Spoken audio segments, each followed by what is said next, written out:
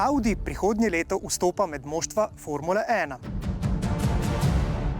Seveda, ekstremen vzpon kraljice avtošporta je privabil tudi giganta iz Ingolstadta, da pokaže svoje razkošno znanje na področju hibridnih pogonov, aerodinamike, vzmetenja in na nešteto ostalih tehnoloških področjih.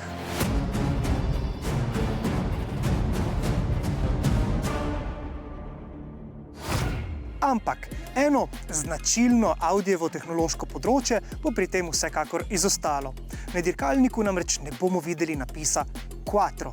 Seveda, dirkalniki Formule 1, pa tudi večina ostalih dirkalnikov, ki nastopajo na širokih asfaltnih dirkališčih, so gnani samo na zadnji kolesni par. Ampak, oprostite, jaz vsekakor mislim, da takšen SUV pogon Quattro vsekakor potrebuje. Pa čeprav danes takšni avtomobili v veliki večini vozijo po asfaltu. Ko imamo opravka z električnim pogonom z 285 kW moči, se, na primer pri speljevanjih, dvokolesni pogon precej slabo obnese, predvsem takrat, ko je podlaga spolzka. Ampak v odličnih asfaltnih zavojih sem ugotovil, da je Audi Q6 e-tron pravzaprav vozniško fenomenalen. Ampak ne bomo ostali le pri tej navidezno pretirani besedi. Vsekakor gre za zajeten SUV, ki skupaj z mano tehta skoraj 2,5 toni. Gremo vse skupaj tudi podkrepiti.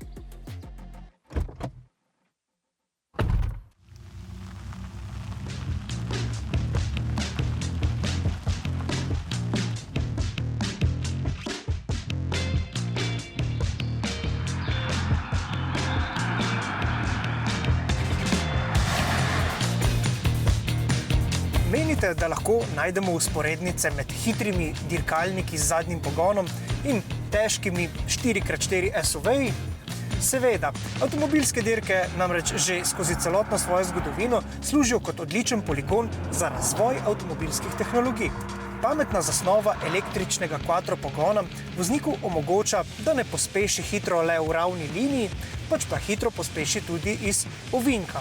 No, zato pa potrebujemo pravo distribucijo navora in moči.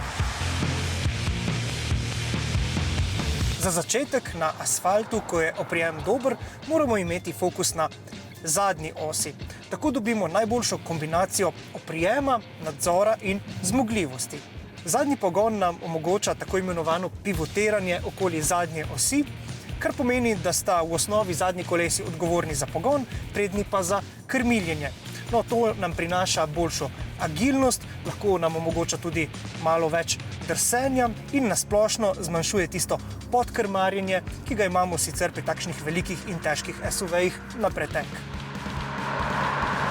Da zmanjšamo podkrmarjenje, pa je za nameček pomembno tudi to, da sistem pravilno pošilja navor proti zunanjemu kolesu, torej v levem zavoju na desno stran in obratno. Prava umetnost Audijevih inženirjev je torej v tem, da so prilagodili software oziroma možgane električnega quattra, da ve, kdaj more pošiljati navor na kakšno izmed vseh 4 pogonskih koles. In ta električni quattro je pri svojem odzivanju še hitrejši od klasičnega hidravličnega sistema. Tukaj govorimo le o tisočinkah sekunde. Vse skupaj se pri vožnji močno občuti in tako se da tukaj za volanom resnično zelo uživati.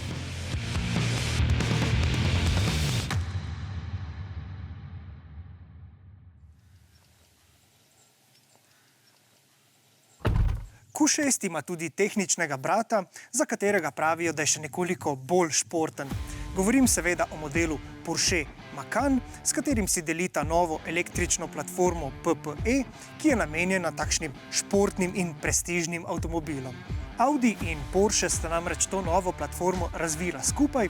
Govori se, da je Audi priskrbel vse svoje znanje o udobju pri vožnji, Porsche pa je dodal še dirkaške vozne lastnosti. Ampak seveda za Macana je ostalo rezerviranih še nekaj več tistih pravih dirkaških genov.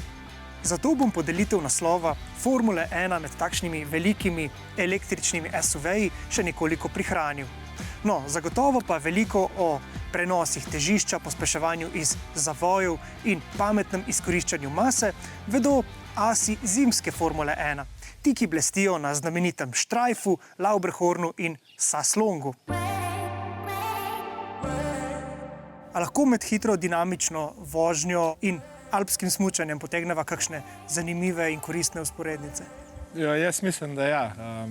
Tako kot pri nas rabiš oporo na spodnji smučki, tako pač avto rab na zunanjih gumah čim več opora in največ navora, da v bistvu lahko pospeši zavoja, tako kot v bistvu na smučkah, ker nam ta carving pač pomaga ven iz zavoja hitrost dvigati. Kako pa je recimo to pri smučki? Kako carving pomaga pri tem?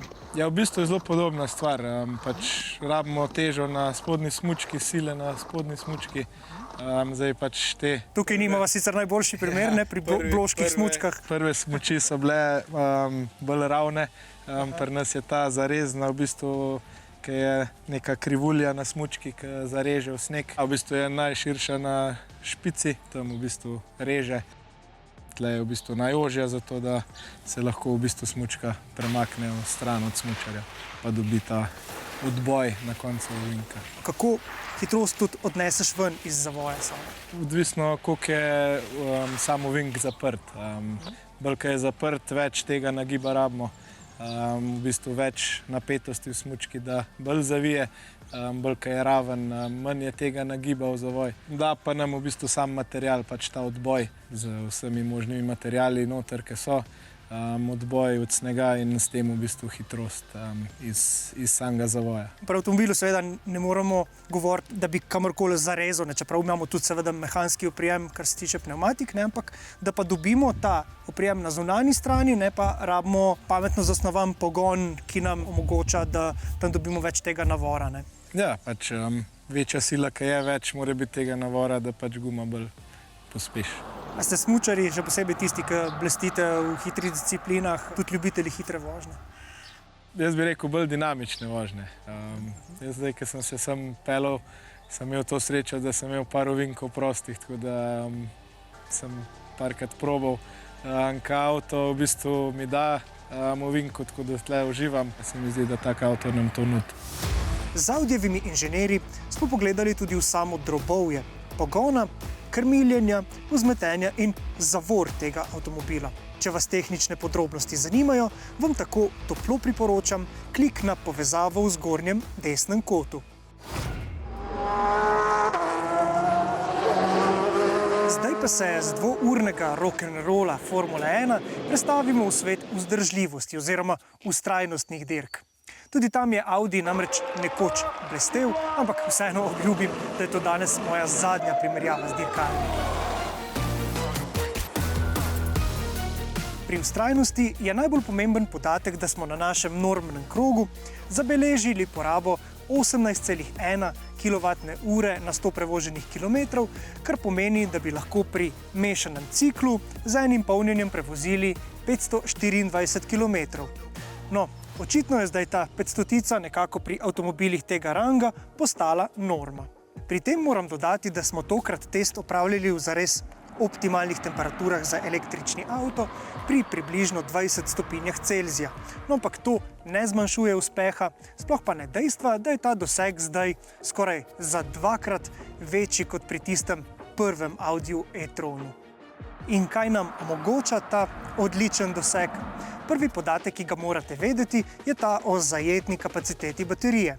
Uporabna namreč znaša 94,9 kWh, no, za nameček pa je ta baterija zdaj tudi za 30% lažja, ko jo primerjamo z baterijo tistega prvega e-trona in seveda govorimo o energetski gostoti. Ampak za učinkovitost je pomembno tudi, da Q6 res izjemno ohranja gibanje oziroma inercijo. Ohranjanje momenta je namreč za učinkovitost vedno še pomembnejše kot kakršnakoli rekuperacija.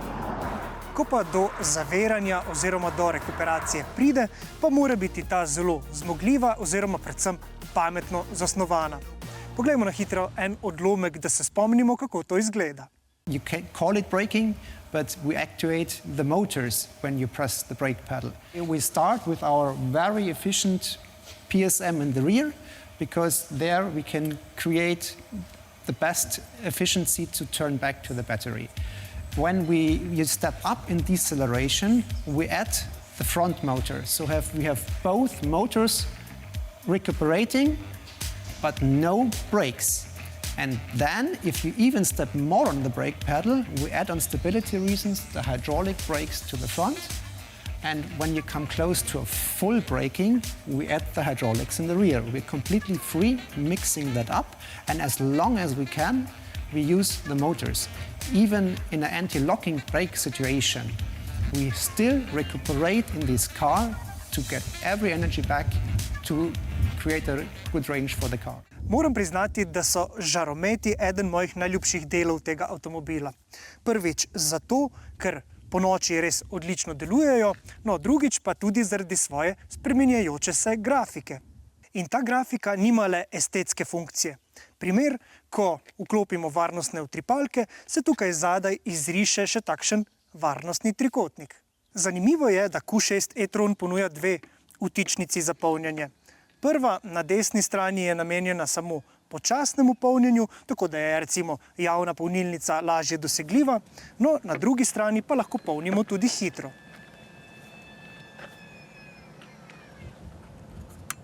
In če ste ob tem morda pomislili, kaj pa če bi ga lahko polnili kar z dvema kabloma takole naenkrat, ne, to žal ni mogoče.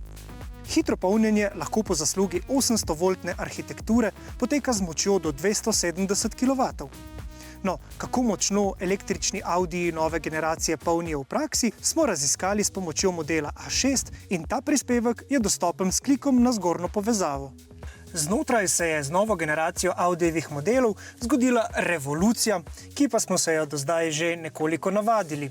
No, meni je na primer zelo všeč ta velik ukrivljen zaslon, ki je zelo preprosto dosegljiv tukaj na sredini.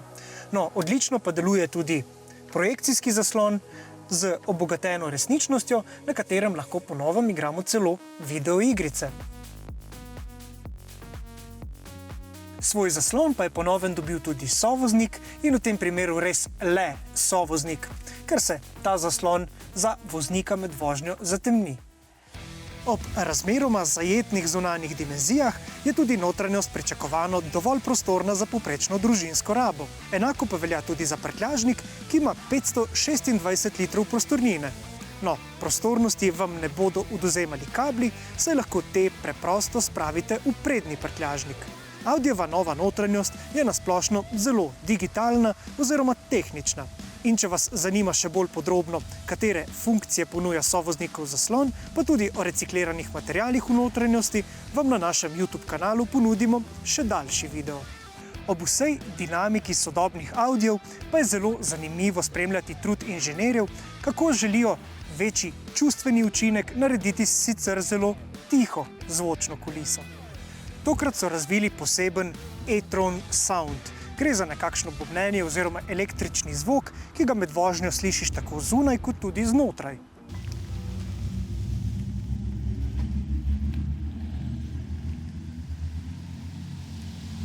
Moram priznati, da je ta poskus povsem okej, no za vse tiste, ki imamo radi, da zelo prijetno in melodično zapoje, na primer šestvaljnik, pa Audi še vedno ponuja alternativo z imenom Q5.